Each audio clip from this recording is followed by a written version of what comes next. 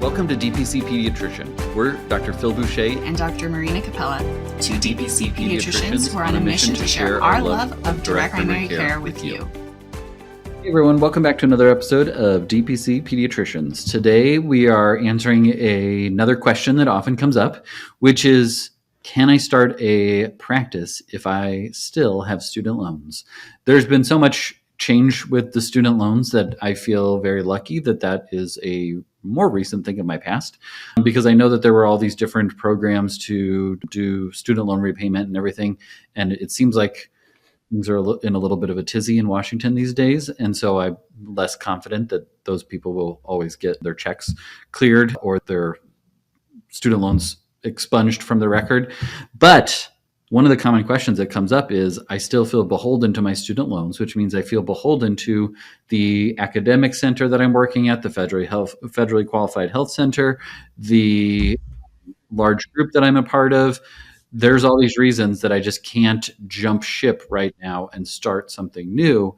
And I think we have loads of examples in the pediatric direct primary care community of people that have either started straight out of residency, like Dr. Lauren Hughes, who spoke at the virtual summit, starting straight out of residency with loads of student loans, or those that are throughout their early career. And I would say the vast majority of them still have student loans when they're starting their DPC practices.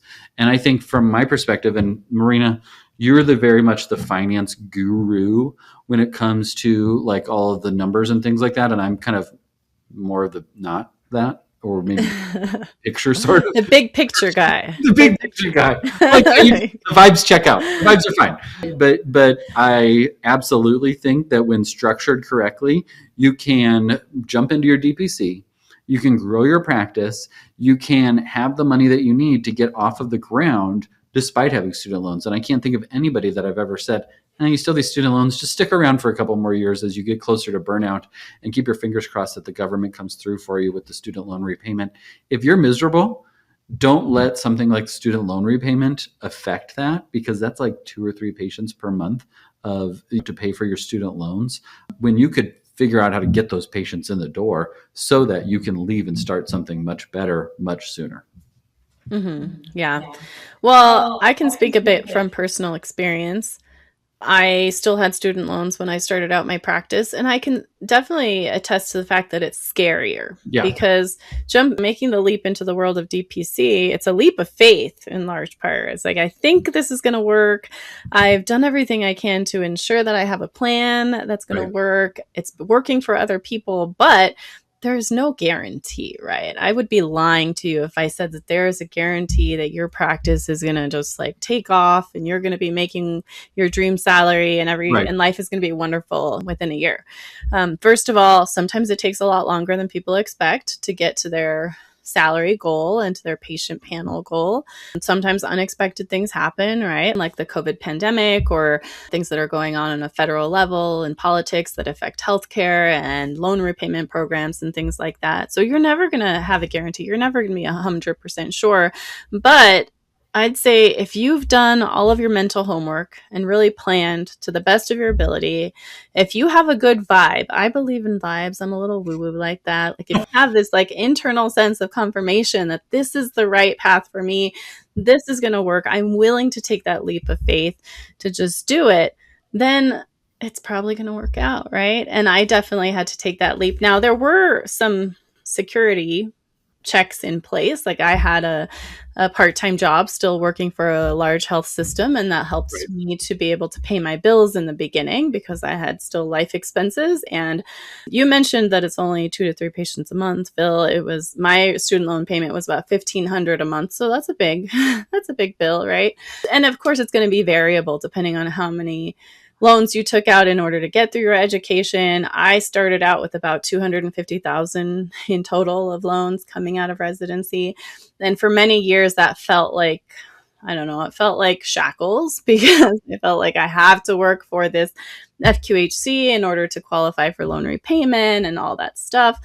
And in the end, I didn't get to that 10-year loan repayment sort of threshold. I decided that my loans were down to about $70,000 at that point. That was 7 years out of residency. And I felt that was low enough that I could do it. Like I could do the rest, right?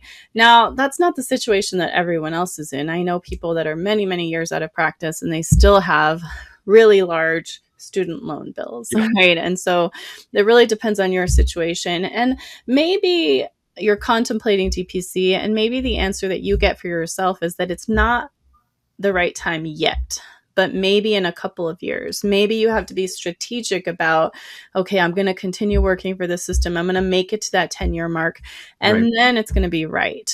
Or maybe I'm going to build up my savings and cut down on my expenses and be more thoughtful about how I spend money and save up for a few years so that I have that safety net necessary to keep paying my student loans while I start up, right? So Right. I can't say exactly what the answer is going to be for you if you're in that position, but I can say that most of the time there's a way to make it work, even if you have student loans. But it does take thought and planning and also consulting with your inner sense of what's right for you. Well, number one, you're absolutely right that I'm glad you called me out on my bad math because I had student loans when I started my DPC, and they were $2,000, some 2,000 something dollars per month. So I don't know where I was getting that initial number of like $500 That's okay. from, but you're absolutely right. And I think that it is something certainly to keep in mind and consider. And it's also something that for the majority of people that there's a way to figure it out and to figure out how to make it work. And so I don't think that if we have to look at like the main things, that if you're in a job that you hate and you're struggling with burnout and it's okay, I can keep doing this and I might not even make it in medicine for the next 5 years, then let's talk and figure out a plan. I mean, you have the best calculators and tools on dpcpediatrician.com where people can get and figure out the startup guide and the money and all of those things that help to then have the vibes be like, okay, I can make this work. And so I would encourage anybody that's the only thing that's keeping them is their student loans to really re-examine that. If that's the only thing that's stopping you from doing something that you're dreaming of, I bet there's a way through that you can figure out how to make your DPC happen sooner rather than just, I can't do it now. I'll hopefully be able to do it in 5-10 years. Yeah. I'll also add that I know that there's a lot of fear because of things going on at the federal level regarding student loans, and that whole landscape is changing. I would just remind people that politics and who's in power changes every couple of years, right? That's just the history of what happens in this country and in most countries, right? So just because things in politics are changing right now, it doesn't mean that they'll be like that forever. And again, do as much of the mental calculations and as much of the thinking and planning as you can, but then also consult your intuition or whatever you want to call it. That vibe that we're talking about, is this going to work for me? Is this something that I can make happen? And are things going to be okay? Right. When I talk to Actually, it's interesting. When I talk to my families about a lot of things, including things like vaccines and decisions for their children, I say, do all the thinking that you can about this issue and write the pros and cons out and do all that stuff that you need to do in the reading and the investigation. But then ultimately, what's that feeling? What's that feeling inside that you have? Is this the right decision or is that the right decision? And if you feel like fear is getting in the way, fear is not a good influence on making optimal decisions, right? If you're making decisions out of fear, you often end up making the wrong decision because you're letting your brain, your mind get hijacked by that amygdala and by that fear response, right? And fear is going to keep you from doing a lot of things that would actually be wonderful in your life, right? We see a lot of families not vaccinating because of fear, because of what they've seen, right? And because of misinformation and all of that. And so I often tell my parents, and I would advise you as well, to like really step back and say, am I making this decision purely out of fear or really out of the bigger umbrella of information and knowledge and thought that I have put into this, right? Amen. Yeah, I think that helps to guide things. And it's always helpful too to talk with somebody else. Like I said, I will be the vibes check guy that's like, yep, I'm sure you'll be fine. But Marina does one-time consults where you can talk through in much more specific detail than I can help you to solve on. for, is this the right time? What do I need finances wise? So I would consider doing that if you're on the fence about it too. Mm-hmm. Yeah, absolutely. But as we have said many times before, we really believe in this model, the DPC model, as a path to a brighter professional future. Then if you really feel like DPC is calling to you, please don't let just the issue of student loans hold you back. Even if it means that you're going to say right now is not the time, but I'm going to make a plan to make this happen in the future, that's okay too, right?